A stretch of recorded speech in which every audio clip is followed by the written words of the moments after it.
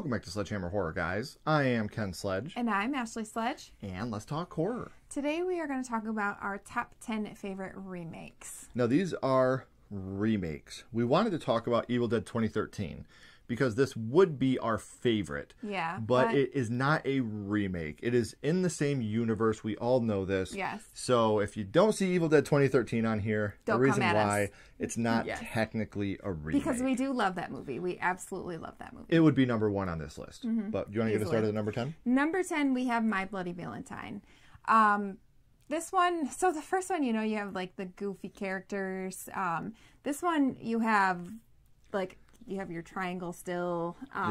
It still honors the original, but it changes a lot of what the original did. Yeah, they kind of do a little flipperoo there at the end, which I thought was pretty cool. They kind of made it their own. Right, which is all we look for. Speaking of making it your own, coming at number 9 is Dawn of the Dead. Oh, did they ever? Yes, they took what the original did and increased it by 1,000. It's like balls to the wall right from the beginning. Like, let's go. Yes, and they are not afraid to go there. So this is a movie that, you kill a baby in this movie. A lot of amazing aerial shots, the running zombies. There's so many things about the Dawn of the Dead remake that I think are absolutely fantastic. So number 9, Dawn of the Dead.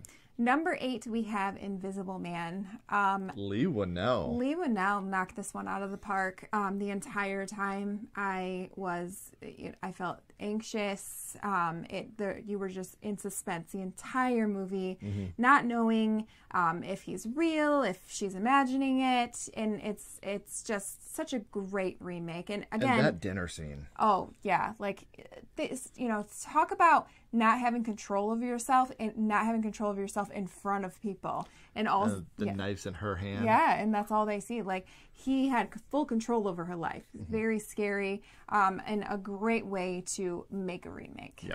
Number 7, Child's Play 2019. Now, we may catch some shit for this, but I love this movie. We both love this movie. I had to drag him to the theater to watch this movie with me because he wasn't having it. I'm a Don Mancini purist. Being a Child's Play, purist himself, he was not having it. I'm very, very impressed with what they did with this movie, though, in hindsight. They didn't disrespect Charles Lee Ray. They didn't disrespect Don Mancini. They tried their hardest to make the doll look different. And we've talked about this a million times. So if you're a repeat offender of the podcast, if you're a hammerhead, love you. You know that we think that this movie should have been called Buddy from the World of Child's Play. Yes. So that way they could have created their own thing. You didn't have to name it Chucky. We didn't have to have Andy and Karen. You could have really made it your own. And then you could have continued and made sequels with it. And I think it would have been more successful. And maybe Don Mancini himself would have received it a little bit better had you done that. I think most Child's Play purists would have received it better. Absolutely. But I mean, the kills in this movie are fantastic. This is for Tupac. And just the way that, like you said, they didn't recreate Charles Lee Ray. You cannot do Charles Lee Ray again. You can't. There's never going to be another Charles Lee Ray. There's nobody that can replace him. That's Brad Dourif. Nobody was ever going to replace Brad Dourif. So they knew that, and they went, they did the next big thing. Yeah. The next best thing. I'm sorry. And they made it an AI doll. And I think that, again, even looking back now, I've given it 5-6 years. You look back on it, you're like, wow, this movie is really intense.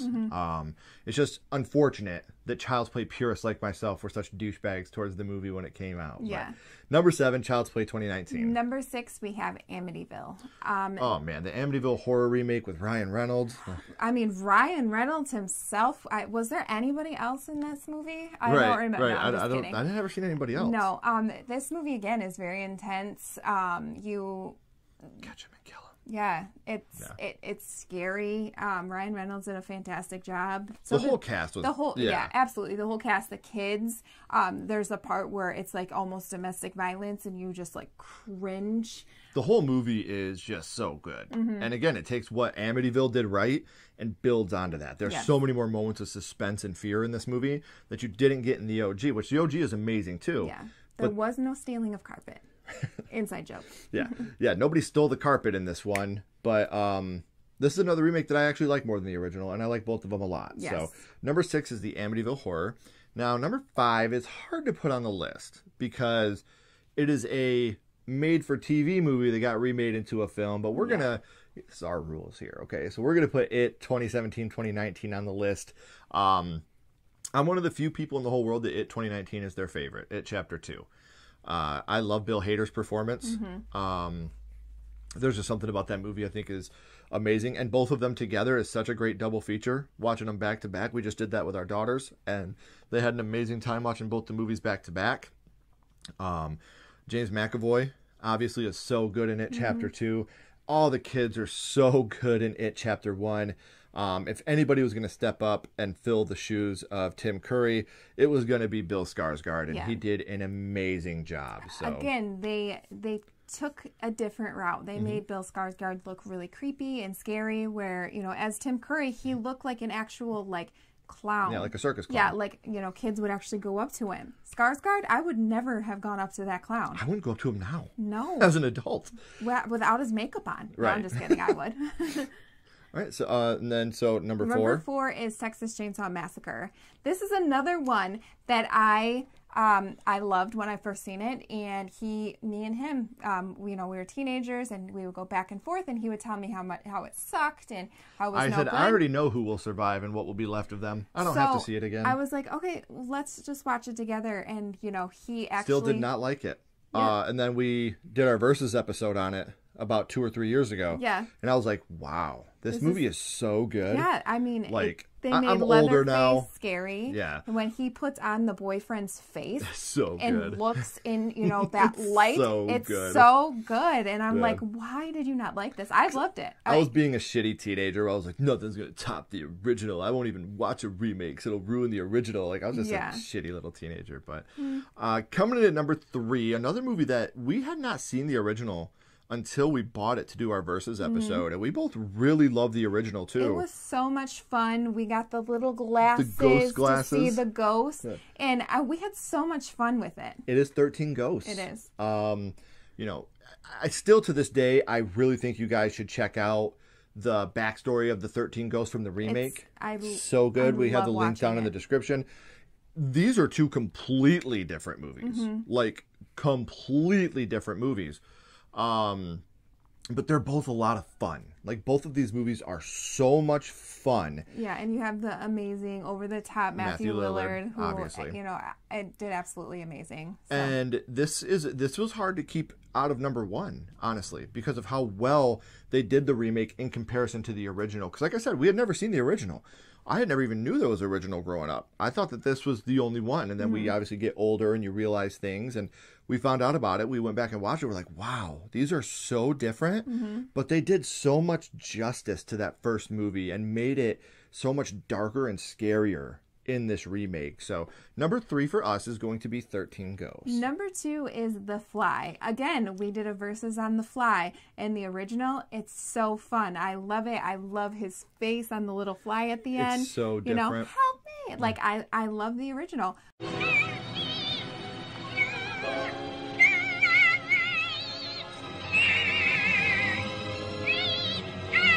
But The Fly, like... Gina Davis. It's just so amazing. Yes. Jeff Goldblum, their chemistry is so good, and you just fall in love with both of them. And when he starts to deteriorate and become the Fly, it's so grotesque, but you can't look away. He's losing his fingernails and spitting on the donut. She still, even though he looks like that, she still really loves him and keeps going back and checks on him. You have the maggot birth, which is, but it's so awesome. Like, I love this movie. We were going to go back and forth between this and number 1. At number 1, it was really hard, but there's no denying that The Thing is the best remake of all time, in our opinion. The score, amazing. The fear, John Carpenter, amazing. He's great at everything, pretty much. He's great at everything.